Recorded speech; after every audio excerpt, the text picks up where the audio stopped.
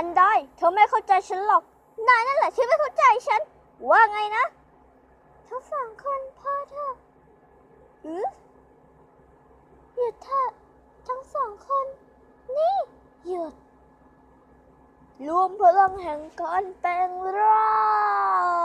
งคุยกันดีๆสิอาจารย์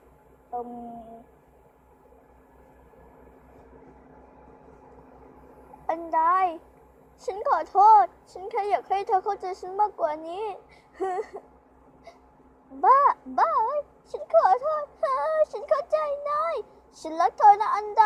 ฉันก็รักนายก็อาจจะดีกันอะไรเหรอเกิดเรื่องเฮียอะไรวะเยอะอะไรก็